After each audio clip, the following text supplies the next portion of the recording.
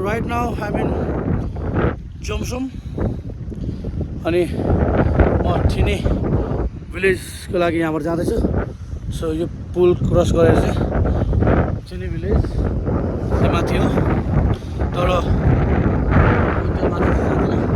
So म चाहिँ यताको जो बाटो छ नि यो बाटो चुज गरेर त्यो माथि स्टुप छ नि धुम्बा ताल भन्छ त्यसलाई, धुम्बा तालतिर चाहिँ गइरहेको छु। सो मेरो गाडी त्यहाँ वेट गरिरहेको छ। सो हावा चाहिँ यहाँ यस्तो लागेको छ कि गाइज कुरै नगरौँ। जमसम इज हावाको फेमस हो जस्तो है अरू कुरा त्यस्तै हो। अनि हावा चाहिँ बिहानदेखि नै खतरा लागिरहेछ, त्यही हो गाइज। अनि म तपाईँहरूलाई अब म यहाँ जान्छु होइन, मलाई चाहिँ मेरो मोबाइल चाहिँ नखोजोस् त्यति हो।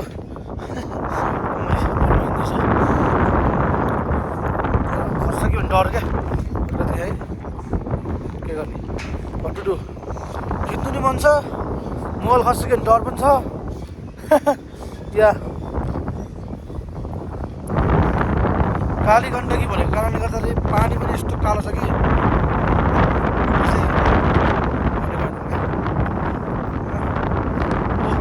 मलाई हावाले दायाँ र बायाँ पारेर छ यार। आमा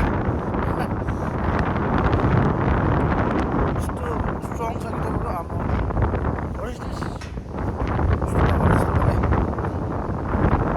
हावाले हो कि भित्री हो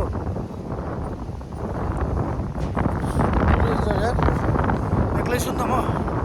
अनि एक्लै आउँदाखेरि पुरा ढकला जस्तो भइरहेको छ क्या मलाई फिल होइन, हावाले गर्दा नि होला होइन। केही पनि हुनसक्छ गाउँ ठाउँमा, ए हो। आज जाएको त्यो यो चाहिँ बिग्रिएछ, क्राउडी छ। एक्लै सोलो चाहिँ मजा आउँदैछ। सो आम्मा होइन हावाले मेरो क्या हाट हेर्ने हाट कस्तो डेन्जर हावा लागेको छ। म चाहिँ त्यो माथि डाँडाबाट आएको जाँदैछु। अनि यो हेर्नु न, यो रुखहरू छ नि के भएको थाहा छ, रुखहरू चाहिँ हावाले गर्दा वान साइडतिर गइरहेछ सबै क्या पातहरू क्या। खास भने यस्तो हुनुपर्छ नि त होइन, त्यो चाहिँ यस्तो भइरहेछ क्या एकतिर मात्रै रुखहरू हावाले गर्दाखेरि चाहिँ।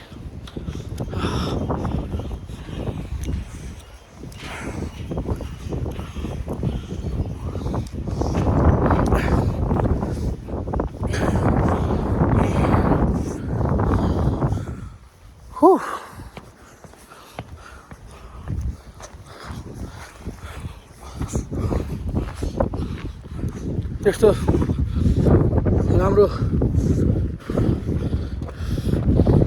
भिडियोग्राफी त गर्न आउँदैन, तर सेल्फ यस्तो रमाइलोको लागि चाहिँ यस बनाउँछु। सो हियर इज द बोट, ठिनी माथि धुम्बा यता भनेर दिएछ। सो यहाँ छु, ठाउँ ठामी छ मेरो चाहिँ यता हो। सो यहाँ ढुङ्गा पनि लेखेको छ कि धुम्बा भनेर।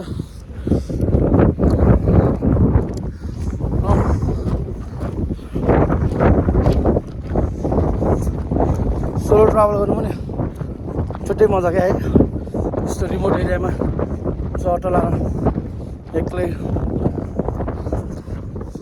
बोल्दै हिँड्नु पनि साह्रै गजब छ।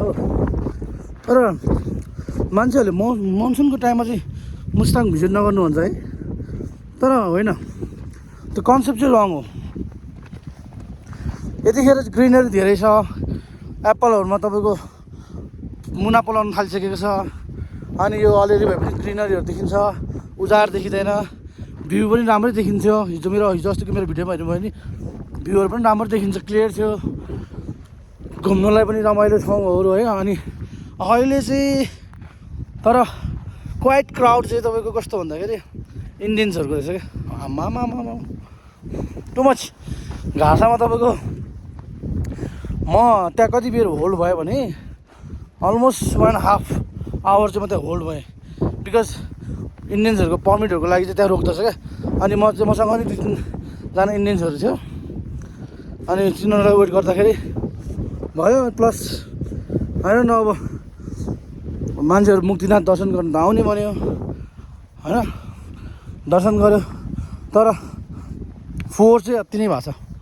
सो यसको लागि चाहिँ मुक्तिनाथ विकास समिति अथवा मुस्ताङको टुरिज्म बोर्डहरूले चाहिँ अलिकति यसमा चाहिँ हेरिदिनुपर्छ। बिकज धेरै मान्छेहरूको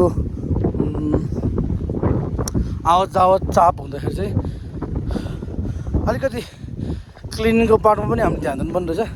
बिकज यो ठाउँ भनेको त टुरिस्टको लागि त एकदम राम्रो ठाउँ हो नि त।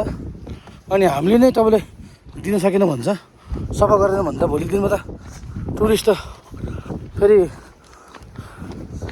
म्यासेजमा जाँदाखेरि त फोहोर मैला अनि यस्तो रहेछ भनेर बदनाम हुने त हाम्रै ठाउँ हो होइन।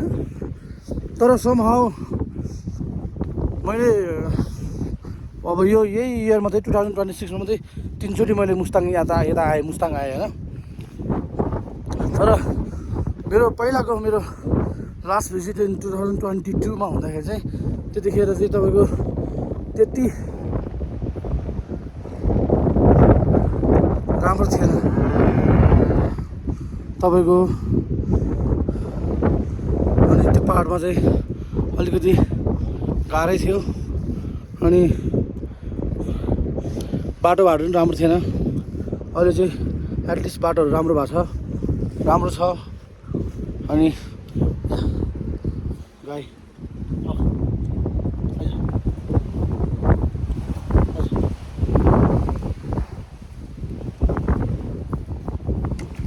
चराहरू यसरी हिँड्छ, गाईहरू के खान्छ, काँडाहरू खान्छ, अड्किँदो रहेछ। अनि के भन्छ पानी पनि खानलाई गाह्रो चराहरूले, यस्तो पानी खान्छ।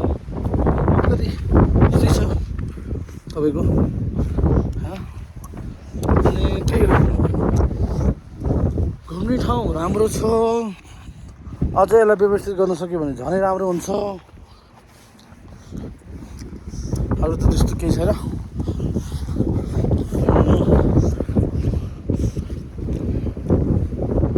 अब मलाई त्यस्तो कन्टेन्ट पनि लेख्न आउँदैन अनि त्यस्तो भिडियो पनि बनाउन आउँदैन। मलाई तपाईँहरूले गाइड गरिदिनुहोस् होइन। त्यही हो, घुम्नु चाहिँ म फेरि नेपाल चाहिँ चारैतिर घुमिदिन्छु क्या। फेरि पूर्वदेखि पश्चिमसम्म घुमिदिन्छु। तर या कन्टेन्ट बनाउनु नआउने, भिडियो बनाउनु नआउने, एडिट गर्नु नआउने कारणले गर्दा चाहिँ यत्तिकै जस्तो पायो त्यस्तो भिडियो हालिदिन्छु जस्ट फर फन। अब कसैले लाइक गर्नुपर्छ भने चाहिँ म भन्दैन। अब हामी त्यस्तो फेमस मान्छे नै होइन। मन पऱ्यो भने लाइक गर्ने हो, मन परेन भने छोड्ने हो होइन। सो यस्तो छ बाटो। यहाँबाट अझै अगाडि जान्छ अनि त्यहाँबाट ऊ त्यो सानो पुल बनाएको छ नि, त्यहाँबाट माथि हुँदै त्यो खोप्टा जुन तास जस्तो छ नि त्यसको मुनि चाहिँ धुम्मताल। सो त्यही हो, अहिलेलाई चाहिँ यति नै। एकछिनमा जोड्छ है त।